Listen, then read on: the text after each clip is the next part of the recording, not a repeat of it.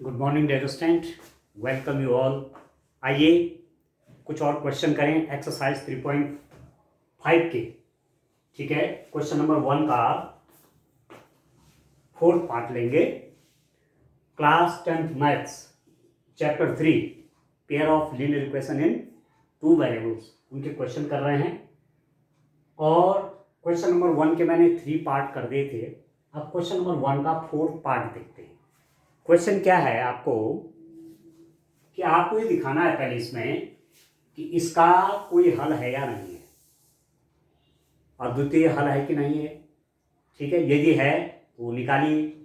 किस नियम से निकालिए? वज्र गुणन विधि से निकालिए। ठीक है, और यदि नहीं है तो कंडीशन भी आपको दिखानी है। ठीक है, what we have to do in this question, first of all I have to check whether unique solution is possible or not. If unique solution exists there, then I have to find the solution of this. Okay? Okay? Now see dear student, क्या करेंगे check करने के लिए कि unique solution है कि नहीं है। उसके लिए क्या चेक करता है, आपको इक्वेशंस 1 और 2, जो 2 लीनियर इक्वेशंस आपको दी हुई हैं, इन 2 लीनियर इक्वेशन का कंपैरिजन आपने जो लीनियर इक्वेशन की जनरल इक्वेशन है उनसे करना है। ठीक है, तो देखिए कंपेयरिंग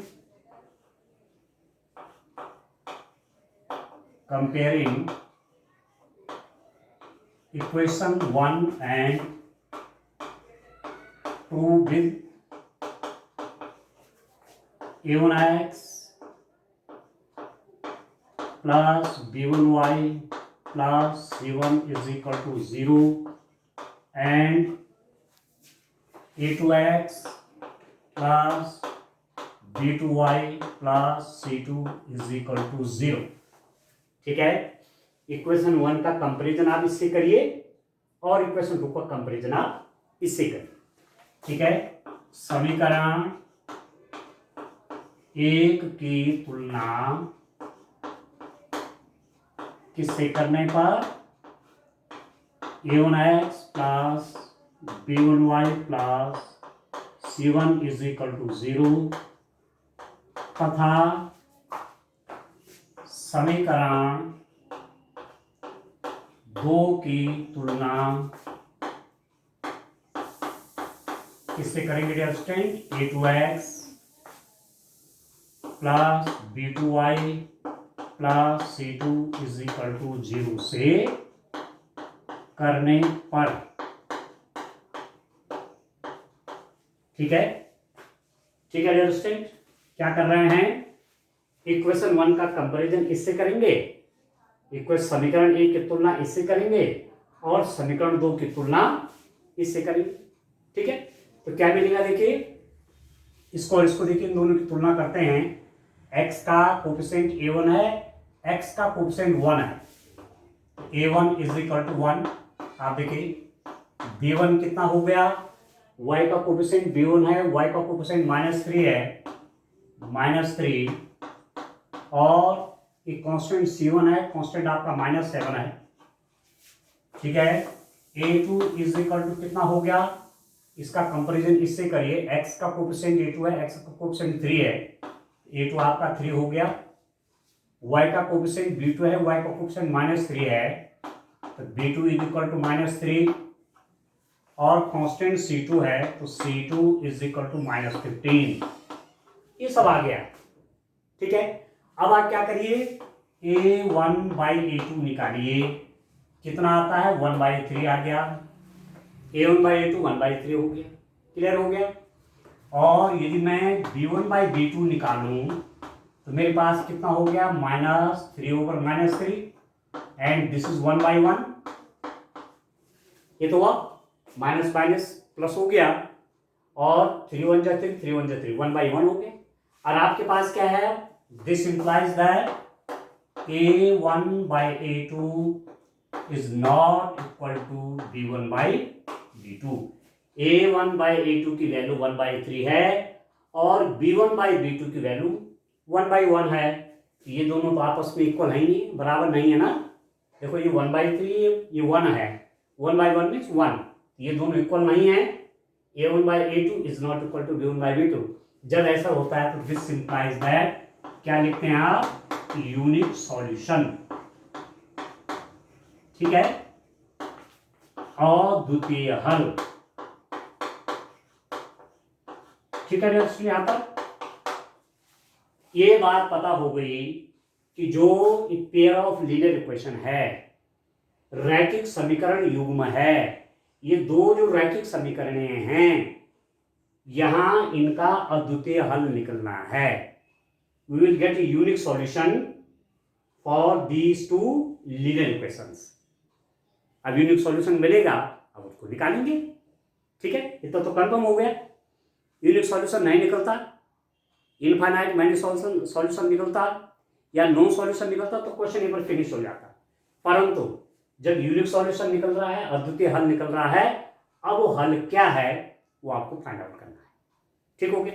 तो चलिए मैं अब वैल्यू निकालता हूँ डियर स्टूडेंट। आप देखिए इस सब की मुझे आवश्यकता अब नहीं पड़ेगी, ठीक है, इस सब की आवश्यकता मुझे नहीं आवश्यकता है अब, ठीक है। मैंने जो टेस्टिंग करना था, टेस्टिंग मेरा हो गया। टेस्टिंग के लिए मैंने a1, a2, b1, b2, c1, c2 सब लिखा हुआ था, वो सब मेरा काम हो गया। अब मुझे सॉल्यूशन निकालना है, वो भी किस विधि से निकालना है, वज्र गुणन की विधि से आपको हल करना है, ठीक हो गया। अब आपको पता चल गया है डियर स्टूडेंट कि इसका यूनिक सॉल्यूशन है और द्वितीय हल है। तो कैसे लिखेंगे, वज्र गुणन मेथड से, यूजिंग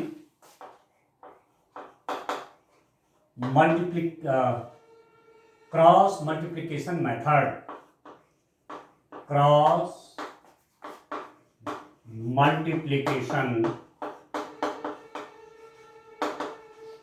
मेथड,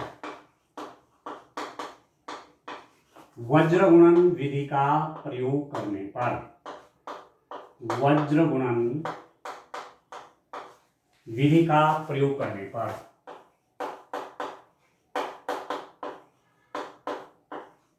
ठीक है,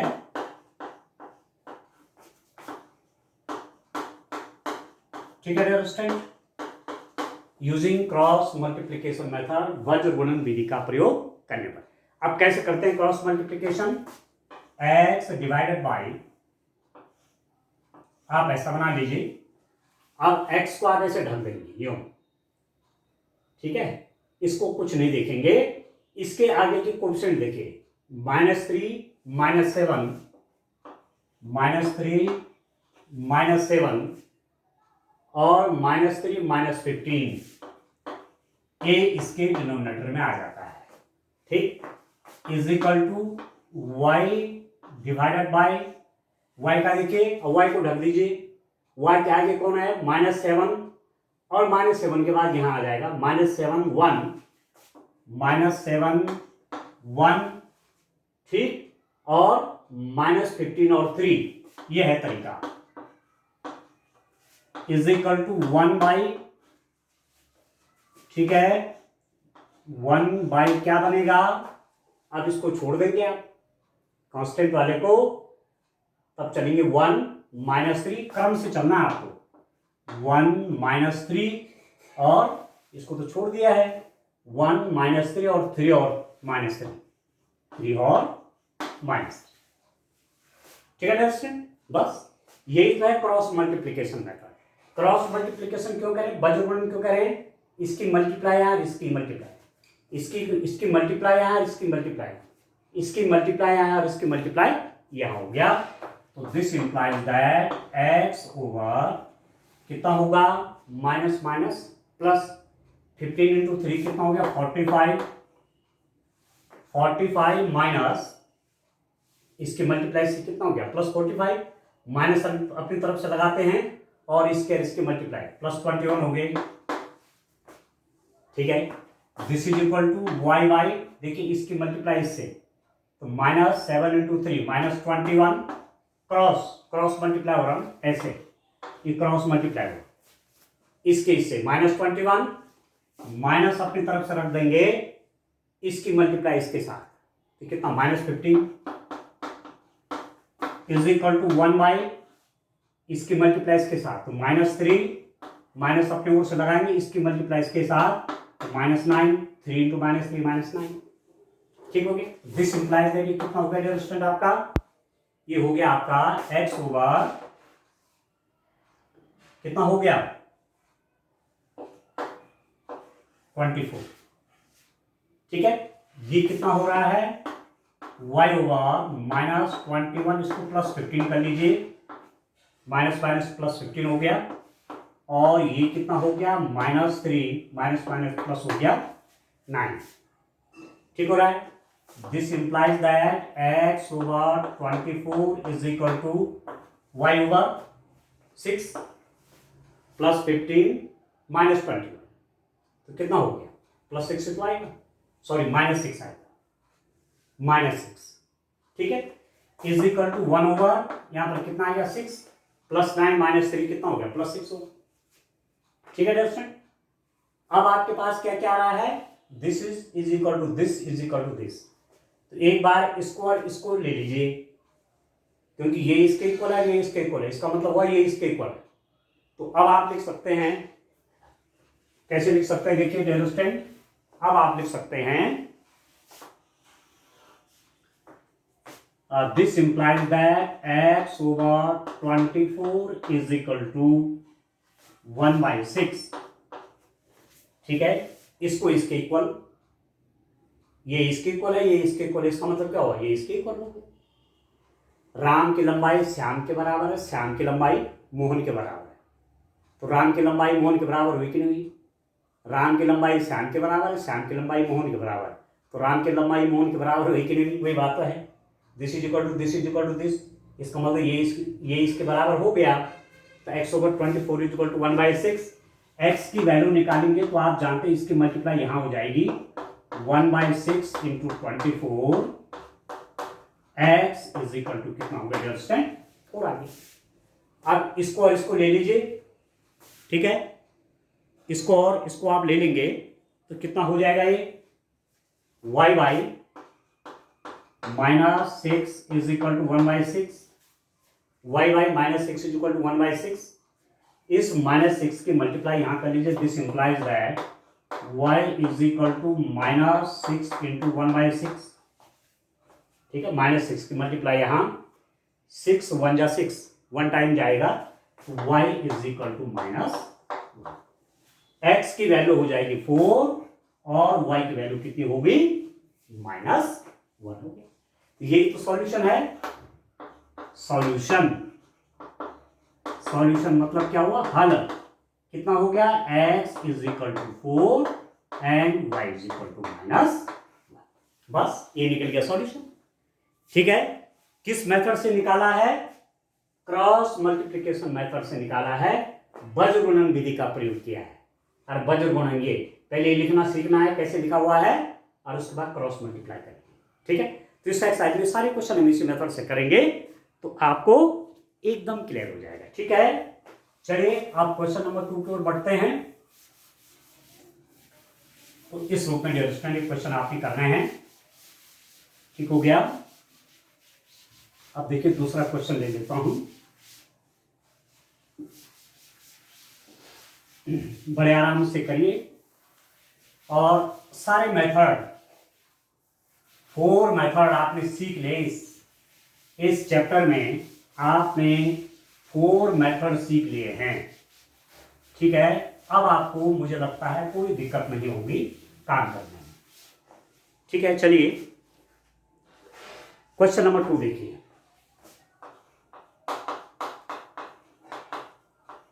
क्वेश्चन नंबर 2 का फर्स्ट पार्ट आप देखिए क्या है, ए और बी के किन मानों के लिए निम्नलिखित समीकरणों के युग्म के अपरिमित रूप से अनेक हल होंगे, for which values of A and B does the following pair of linear equations have an infinite number of solutions. अब आपके पास 2 इक्वेशंस दी हुई हैं, एक है 2x + 3y = 7 और दूसरी है a minus B X plus a plus B Y is equal to 3a plus B minus 2। ठीक है, क्या इक्वेशंस हैं? 2x plus 3y is equal to 7, a minus B X plus A plus B Y is equal to 3a plus B minus 2। और मैं equations को ऐसा भी लिख सकता हूं, इसको मैं लेफ्ट हैंड साइड में ले लूं, तो 2x plus 3y minus 7 is equal to 0। Equation number 1 हो गया। और दूसरा हो जाएगा a minus B X plus A plus B Y minus 3a plus B minus 2 is equal to 0। Equation number 2, a minus B X plus A plus B Y minus 3a plus B minus 2 is equal to 0। Equation number 2। ठीक है, अब compare करिए इसका comparison किससे? a1x plus b1y plus c1 is equal to 0। और इसका comparison किससे? इसकी तुलना किससे? इसकी तुलना करिए आप a2x plus b2y plus c2 is equal to 0 से। ठीक है, comparing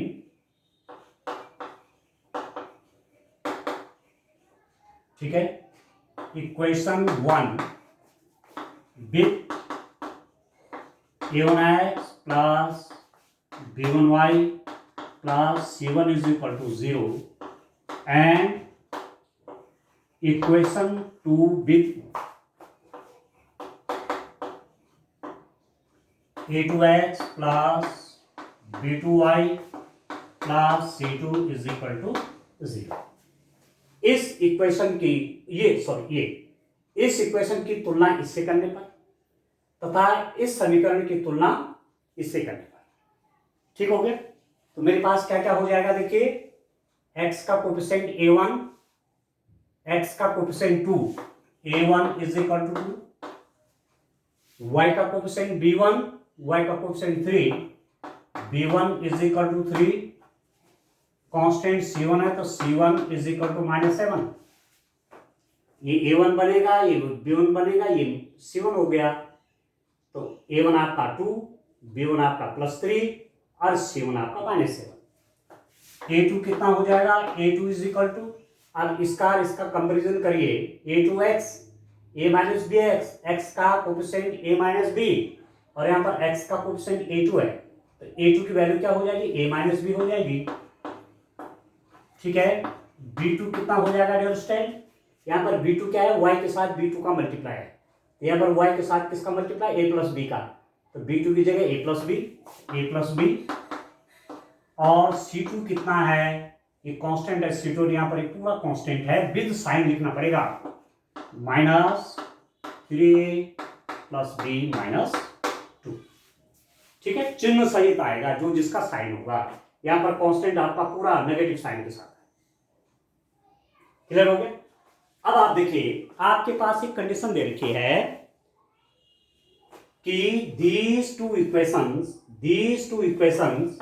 means equation 1 and 2 have infinite, equation 1 and 2 have an infinite number of solutions, equation 1 and 2 have an infinite number of solutions। समीकरण 1 और 2 के अनंत हल हैं। क्या बात है, समीकरण 1 और 2 के अनंत हल दिया हुआ है। अब जब 2 इक्वेशंस आपके पास हैं और उनके अनंत हल होते हैं, इनफाइनाइट सॉल्यूशन मिलता है, तो क्या कंडीशन होती है?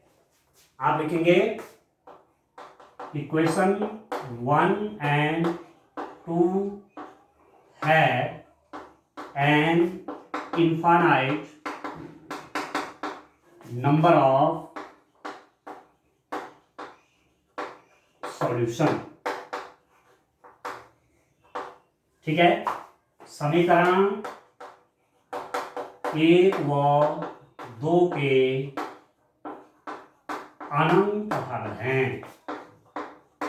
इसका मतलब क्या है अंडरस्टैंड?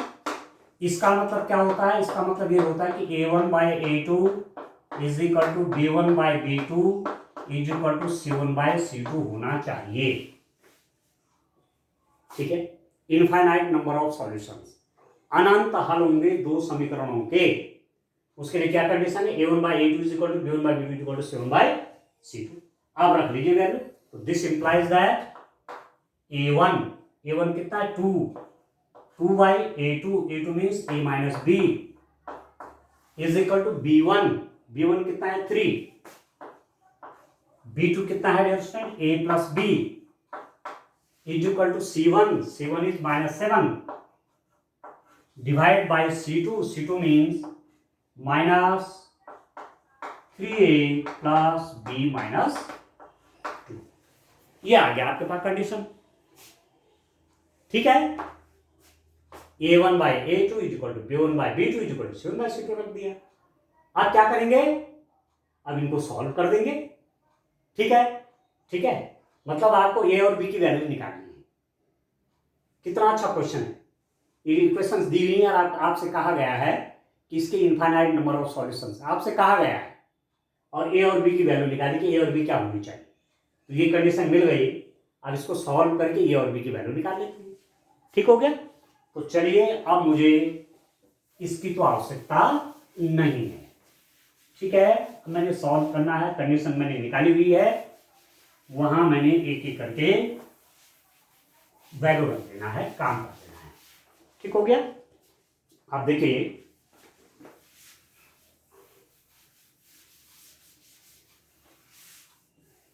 डियर स्टूडेंट, मेरे पास क्या है? मेरे पास है 2/A minus B is equal to 3/A plus B is equal to, देखो ये भी माइनस है, ये भी माइनस है, तो हटा देते हैं, -7 ओवर हो गया 3A प्लस B माइनस। ये है कंडीशन आई। ठीक हो गया? ये आपके पास कंडीशन है। अब इसको सॉल्व कर लिए आप, ए बी की वैल्यू निकाल लीजिए। ठीक हो गया? तो देखिए डियर स्टूडेंट, क्या करेंगे? This is equal to this is equal to this, इसका मतलब क्या होता है? ये इज इक्वल टू ये ले लीजिए। ठीक है, या एक बार this is equal to this ले लीजिए, एक बार this is equal to this ले लीजिए, बस काम हो जाएगा। ठीक है, ये इसके इक्वल है और ये इसके इक्वल है, तो ये इसके इक्वल हो जाएगा। तो एक बार इसको और इसको ले लेते हैं। दिस इंप्लाइज दैट क्या लिख सकता हूं? 2/A minus B is equal to 7/3A plus B -2। इसको ले लेता हूं। ठीक हो गया? अब इसकी मल्टीप्लाई यहां, इसकी मल्टीप्लाई यहां। This implies that 2 × 3A plus B -2 is equal to 7A minus B। इसकी मल्टीप्लाई यहां 2 × 3A plus B -2 is equal to इसके multiply 7A minus B। This implies that कितना हो जाएगा? 6A प्लस 2B -4, इसके मल्टीप्लाई से 6A plus 2B -4 multiply करिए 7A minus 7B। ठीक हो गया? अब सॉल्व कर लीजिए क्वेश्चन को। इसको मैं सब यहां ले लेता हूं, या इसको राइट हैंड साइड में ले लेता हूं पूरा, तो कितना हो जाएगा? This implies that 7A minus 7B तो वहां ही है, ये प्लस 6A को मैं वहां ट्रांसपोजिशन करूंगा तो -6A प्लस 2A को दाएं पक्ष में पक्षांतर करूंगा तो -2B इज इक्वल टू कितना हो गया? -4। ये मैंने ये रहने दिया है, इन दोनों को यहां ले गया इनके साथ, इसका साइन भी नेगेटिव हो गया और इसका साइन भी वहां जाके नेगेटिव हो गया। तो दिस इंप्लाइज दैट कितना हो गया डियर? 7A माइनस 6 कितना हो गया? 7A minus 6A minus 7B minus 2B तो -9B इज इक्वल टू -4। आप देखो नेगेटिव नेगेटिव नेगेटिव, आप चाहो तो नेगेटिव साइन सब जगह से हटा सकते हो। दिस इंप्लाइज दैट, तो इक्वेशन क्या बन जाएगी? नेगेटिव साइन सब हटा दिया, A प्लस 9B, ठीक है, इज इक्वल टू 4, और A plus 9B minus 4 is equal to 0। इसको लिख लीजिए इक्वेशन नंबर 3 लिख लीजिए। ठीक हो गया। अब मैं क्या करता हूं, इन दोनों को, चाहे इन दोनों को ले लो, इसमें भी ए और बी से इक्वेशन यहां से बन जाएगी। ठीक है, इसको और इसको ले लेता हूं, फिर इसको और इसको तो मैंने ले लिया, अब इसको और इसको ले लेते हैं। ठीक है, फिर मेरे पास अगेन क्या बनेगा, 2 over a minus B is equal to 3 over a plus b. इन दोनों को सॉल्व करिए तो इसकी मल्टीप्लाई इसके साथ, this implies that 2 into a plus B is equal to 3 into a minus b. तो कितना हो जाएगा क्वेश्चन, अंदर मल्टीप्लाई करेंगे 2a plus 2b is equal to 3a minus 3b। 2a plus 2b is equal to 3a minus 3b। और इसको सब right hand side ले लीजिए, 3a माइनस 3b, या प्लस है तो वहां जाके माइनस 2a, प्लस है तो वहां जाके minus 2b is equal to कितना हो गया, 0। ठीक है, 3a माइनस 3b, वहां जाके माइनस 2a माइनस, तो ये आपका कितना बन गया, 3a माइनस 2a, तो a minus 3b minus 2b minus 5b is equal to 0। ये इक्वेशन नंबर 2 आ गया आपके पास, a minus 5b is equal to 0। Equation number 4 कर दीजिए इसको। ठीक हो गया, इसमें कहीं कांस्टेंट टर्म नहीं। अब आपको इनको सॉल्व करना है तो हमारे पास क्या है, वही बज गुणन वाले से करते हैं, यूजिंग क्रॉस मल्टीप्लिकेशन मेथड। वैसे तो मैं और मेथड से भी कर सकता हूं, पर मैं नहीं करता हूं, मैं क्रॉस मल्टीप्लिकेशन मेथड यूज करता हूं। ठीक है, जिससे आपको प्रैक्टिस भी हो जाए। ठीक है अंडरस्टैंड। तो चलिए अब मैं केवल इन 2 इक्वेशंस को रखता हूं और बाकी सब हटा देते हैं। देखिए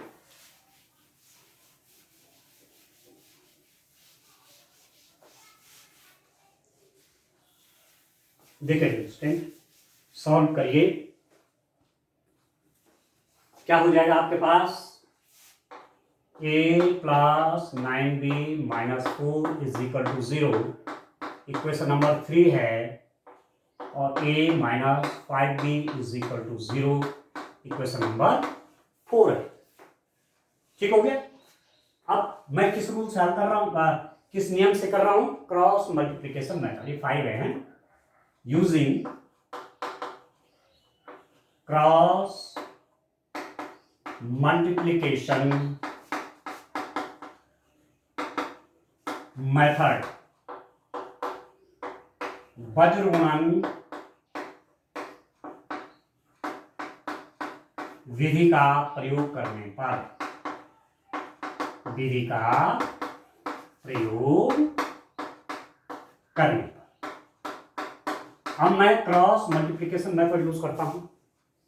ठीक है, कैसे लिखेंगे आप, देखिए ये 2 इक्वेशंस आपके पास हैं, कैसे लिखेंगे,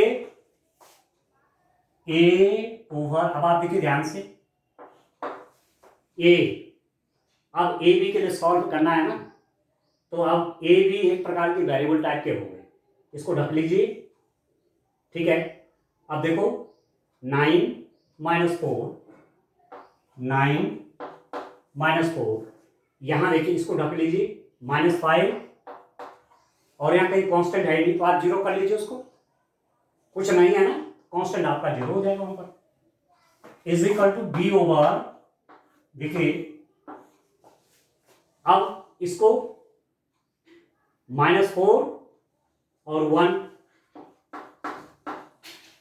ठीक है, अब देखो क्या होगा, लेफ्ट हैंड साइड में कुछ नहीं है तो आप ऐसा भी लिख सकते हैं, थोड़ा सा इसको मैं और ऐसा कर देता हूं, +0 इज इक्वल टू 0, जिससे आपको कोई दिक्कत ना हो, +0 है। ठीक हो रहा है, +0 is equal to 0, A over 9 minus 4 -5 0, B over -4 1, और 0 और 1 इज इक्वल टू 1 ओवर, अब कॉन्स्टेंट की ओर चल लीजिए, 1 9 1 9 1 -5, ये होगी। बस सॉल्व कर लीजिए। This implies that A over कितना हो जाएगा, इसके मल्टीप्लाई से करेंगे तो 0, क्रॉस मल्टीप्लाई, माइनस साइन अपनी तरफ से लगाएंगे तो ये तो 0 हो गया, इसकी मल्टीप्लाई यहां करेंगे, माइनस साइन लगा रखा है, और -5 इंटू -4 -20 हो गई, -5 इंटू -4 कितना +20, और नेगेटिव तो लगाते ही है। This is equal to B over, इसकी मल्टीप्लाई से -4, इसकी इससे तो 0 हो गया, 1 ओवर इसकी मल्टीप्लाई से -5, इसके इससे -5, माइनस अपनी तरफ से लगाते इसके मल्टीप्लाई से 9, -9 हो गया। ठीक हो गया, ठीक आ रहा है स्टूडेंट? अच्छा, कहीं कुछ गलत हो गया क्या, कहीं कुछ गलत हो गया क्या? एक बार फिर देखिए आप,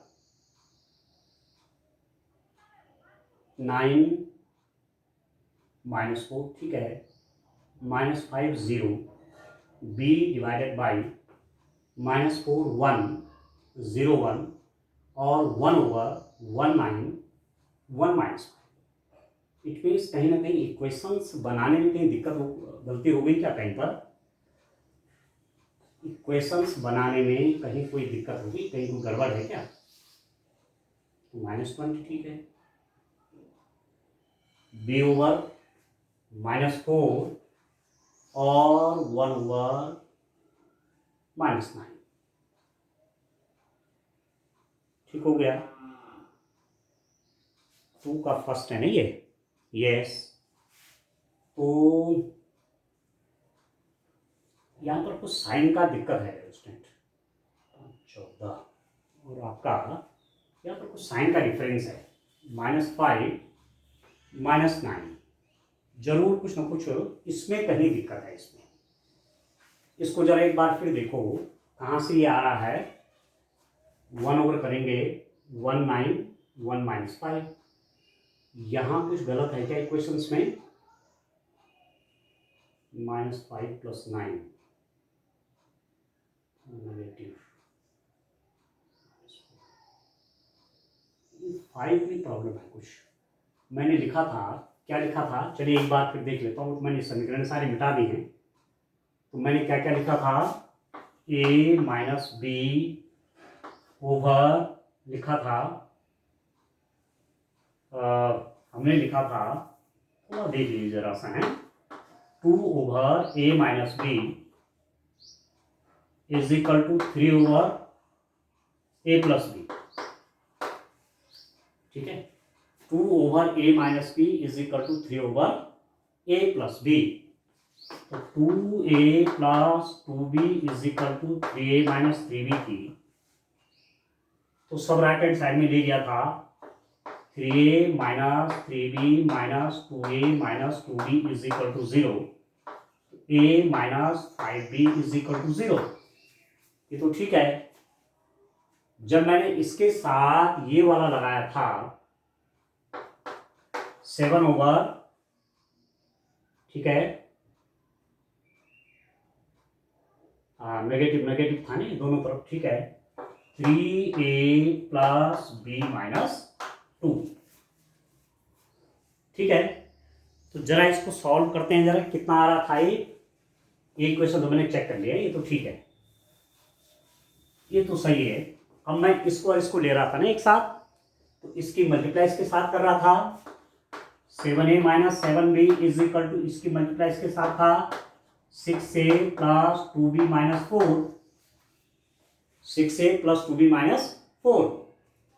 अब मैं सबको लेफ्ट हैंड साइड में ले आ रहा हूं, 7a - 7b - 6a - 2b + 4 is equal to 0, तो 7a में से 6a, ये -9b + 4 इज इक्वल टू 0,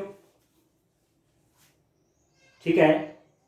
ये -9 है, -9b है ये वाला, इससे थोड़ा गलती हुई है, दिस इज a - 9b, यहां है देखिए 7a - 6a और -7b -2b -9b और +4, तो a -9b + 4 is equal to 0 है। ठीक है, तो थोड़ा सा इसको आप चेंज कर लीजिए जरा। इसको देखिए, ये आपका -9 है और ये +4 इज इक्वल टू 0 है। a -9b + 4 is equal to 0, ये वाली इक्वेशन में तो कोई चेंज नहीं है। अब ए वाई देखो, ए वाई आएगा तो ये क्या आएगा -9।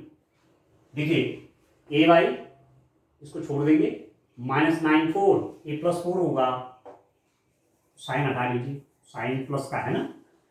ए वाई -9 4 और ये बंद कर रहे हैं -5 0।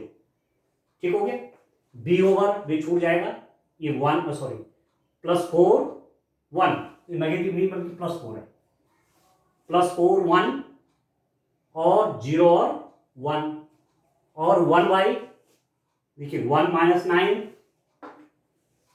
और 1 -5, ये अब सॉल्व करें तो कितना हो गया, ये तो 0 हो गया और डेस्टन ये तो 0 हो गया। अब -5 की मल्टीप्लाई 4 के साथ होगी तो कितना हो जाएगा, 20 -20 और नेगेटिव अपनी ओर से लगाते हैं तो +20 हो गया। इसके मल्टीप्लाई से इसकी इससे और नेगेटिव अपनी तरफ से लगाते हैं तो इसकी इससे कितना -20 और बाहर से नेगेटिव +20 हो गया।